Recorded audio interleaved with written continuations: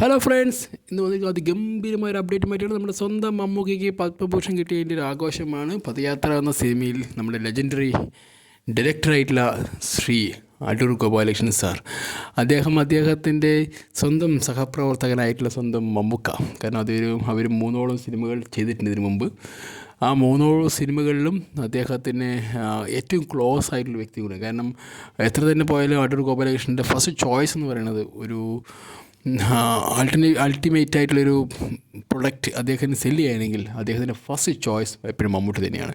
കാരണം അദ്ദേഹം മമ്മൂട്ടിയിലേക്ക് അർപ്പിച്ചിരിക്കുന്ന ഒരു വിശ്വാസം പറയണത് വേറൊരു ആൾക്കും വേറെ ഒരാളും അദ്ദേഹം അർപ്പിച്ചിട്ടില്ലെന്നാണ് എനിക്ക് തോന്നുന്നത്. കാരണം അദ്ദേഹം വളരെ ഗംഭീരമായിട്ട് സിനിമകൾ എടുക്കുന്നൊരു വ്യക്തിയാണ്. അദ്ദേഹത്തിൻ്റെ സിനിമയുടെ പ്രത്യേകത എന്ന് പറയുന്നത് എനിക്ക് ഭയങ്കര, അദ്ദേഹത്തിൻ്റെ സിനിമകൾ ഒരിക്കലും ബ്ലഡൊന്നും കാണിക്കില്ല. അതാണ് അതിൽ ആ ഒരു വ്യൂ അല്ലെങ്കിൽ ആ ഒരു കൺസെപ്റ്റ് നമ്മളിലേക്ക് എത്തിക്കും.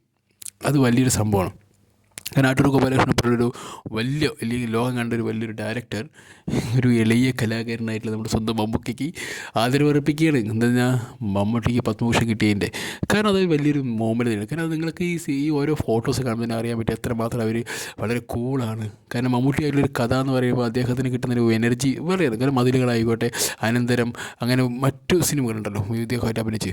അപ്പോൾ അതൊക്കെ തന്നെ വളരെ ഗംഭീരമാണ്. ഒരു 3 സിനിമകൾ അവർ ചെയ്തിട്ടുണ്ട്. പക്ഷേ അതൊക്കെ വിധേയനായാലും ഒക്കെ കിടുകിടുകിടാച്ചി പടങ്ങളാണ്. കാരണം ഇതൊക്കെ ചെയ്തിരിക്കുന്നതിന് ഒരു അൾട്ടിമേറ്റ് ഒരു പെർഫോമൻസാണ് ഈ 3 സിനിമയിലും. മമ്മൂട്ടി അനന്തരത്തിലൊക്കെ വെറുതെ ഒരു സെക്കൻഡ് റോളാണ്, പക്ഷേ അതിൽ നായകൻ അശോകനാണ്. പക്ഷേ എന്നാലും അദ്ദേഹം ആ സിനിമയിൽ അഭിനയിച്ചു. അദ്ദേഹം പല ഇൻ്റർവ്യൂവിലും പറയുണ്ടായി ആ സിനിമയിലേക്ക് അഭിനയിക്കണം. കാരണം എനിക്ക് നായകനല്ല പ്രാധാന്യം, ആ കഥാപാത്രത്തോട് എനിക്ക് നീതി പുലർത്തണം, അല്ലെങ്കിൽ ആ കഥാപാത്രം എനിക്ക് ഭയങ്കര ഇഷ്ടമായി എന്ന് പറഞ്ഞിട്ടാണ് മമ്മൂട്ടി ആ പറയുന്ന ഒരു ഇൻ്റർവ്യൂ പറയുന്നത്. അനന്തരത്തിൽ ആ ഒരു സെക്കൻഡ് റോൾ ചെയ്യാനുള്ള ഒരു കാരണത്തെക്കുറിച്ച്.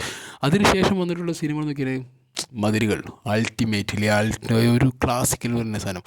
പിന്നെ ജീവിതത്തിൽ കാണാത്തൊരു ഒരു വില്ലനിസമായിട്ട് വന്നു നമ്മുടെ സ്വന്തം ഇതിൽ അല്ലേ, ആ ഭാസ്കർ പട്ടേലക്കാർ അത് തകർത്ത് ആടി സാരുള്ളൂ. അപ്പോൾ അതിലേക്ക് കഴിഞ്ഞ സാധനം ഇനി പദയാത്ര പറഞ്ഞ സിനിമയിൽ എന്താണ് ഈ പുള്ളി വെച്ച് ചെയ്യാൻ ഇദ്ദേഹം ഉദ്ദേശിക്കുന്നത്. കാരണം ഒരു ഹീറോയ്ക്ക് ഒരിക്കലും 6 പാക്കോ അല്ലെങ്കിൽ ഒരു അൾട്ടിമേറ്റ് ഒരു ഓറയും ഒന്നും കാണിക്കാതെ തന്നെ വളരെ ക്യാഷ്വലായിട്ട് ഒരു കഥാപാത്രത്തിന് മാത്രം ഫോക്കസ് ചെയ്തുകൊണ്ട് എടുക്കുന്ന ഒരു കഥയായിരിക്കും എപ്പോഴും നമ്മുടെ സ്വന്തം അടൂർ ഗോപാലകൃഷ്ണൻ സാർ ചെയ്യുന്നത്. അദ്ദേഹത്തിൻ്റെ സിനിമകൾ തന്നെ വളരെ ഒരു നമുക്ക് പെട്ടെന്നൊരു കണക്ട് ചെയ്യാൻ വേണ്ടി സാധനമായിരിക്കും. പക്ഷേ ഭയങ്കര രസമായിരിക്കും. നല്ല രസത്തിലേക്ക് അദ്ദേഹത്തിൻ്റെ സിനിമകളൊക്കെ എടുക്കുന്നതിനും. എന്തായാലും അങ്ങനെ ഒരു സാധനമാണ് ഇപ്പോൾ നടന്നുകൊണ്ടിരിക്കുന്നത്. ഇദ്ദേഹത്തിൻ്റെ ആ ഒരു സെറ്റിലാണ് ഇപ്പോൾ അതിഗംഭീരമായിട്ട് വളരെ പെട്ടെന്ന് തന്നെ സിനിമകളുടെ എന്താ പറയുക ഷൂട്ടിംഗ് നടത്തുകയും അതുപോലെ പെട്ടെന്ന് തന്നെ പാക്കപ്പ് ചെയ്യുന്ന വ്യക്തിയും കൂടിയാണ് നമ്മുടെ ശ്രീ അടൂർ ഗോപാലകൃഷ്ണൻ സാർ. കാരണം അദ്ദേഹത്തിന് വലിയ ഷൂട്ടൊന്നും ആവശ്യമില്ല. വളരെ ചെറിയ സമയം കൊണ്ട് തന്നെ ആ സിനിമ അദ്ദേഹം എന്താണോ ഉദ്ദേശിച്ചത് അത് അദ്ദേഹം ചെയ്തെടുക്കും, നമ്മുടെ മമ്മൂട്ടിയുടെ. എന്തെന്നാലും ഈ സിനിമ എന്തായാലും പദയാത്രയാണ് ഇപ്പോൾ നമ്മുടെ ഷൂട്ടിംഗ് നടന്നുകൊണ്ടിരിക്കുന്നത് നമ്മുടെ സ്വന്തം മമ്മൂക്കയുടെ. എന്തായാലും ഇതിൻ്റെ അപ്ഡേറ്റൊക്കെ ഇനി വരുന്നതും പോകുള്ളൂ. കാരണം എങ്ങനെയാണ് ഈ സിനിമ വരാൻ പോകുന്നത്, കാരണം എങ്ങനെയാണ് ടീസർ ട്രെയിലർ ഇതൊക്കെ വരണമല്ലോ. കാരണം ഒരു മമ്മൂട്ടി പടം എന്ന് പറയുമ്പോൾ ഇതൊരു ചേരുവ വേറെയാണ്. കാരണം അദ്ദേഹത്തിൻ്റെ മറ്റു നായകന്മാരെ പോലെ അല്ല, ഇല്ലെങ്കിൽ മറ്റു നായകന്മാരെ പോലെ വലിയൊരു ഇതൊന്നും ആവശ്യമില്ല. കാരണം അദ്ദേഹം വളരെ ക്യാഷ്വലായിട്ട് വന്ന് പോകുന്നത്. കാരണം അദ്ദേഹത്തിൻ്റെ ഈ സിനിമ നിർമ്മിക്കുന്നതും അദ്ദേഹത്തിൻ്റെ സ്വന്തം കമ്പനിയായിട്ടുള്ള മമ്മൂട്ടി കമ്പനി തന്നെയാണ്. അപ്പോൾ അതുകൊണ്ട് തന്നെ വളരെയധികം അതാണ് വേറൊരു നമുക്ക് പ്രതീക്ഷ നൽകുന്നത്. അത് മമ്മൂട്ടി കമ്പനി പറഞ്ഞൊരു കമ്പനി അതിൻ്റെ പ്രൊഡക്റ്റ് എല്ലാം തന്നെ വളരെ ഗ്രേറ്റ്ഫുള്ളാണ്, വളരെ നമുക്ക് പ്രോമിസിങ് ആണ്. അതൊരു ബ്രാൻഡാണ്.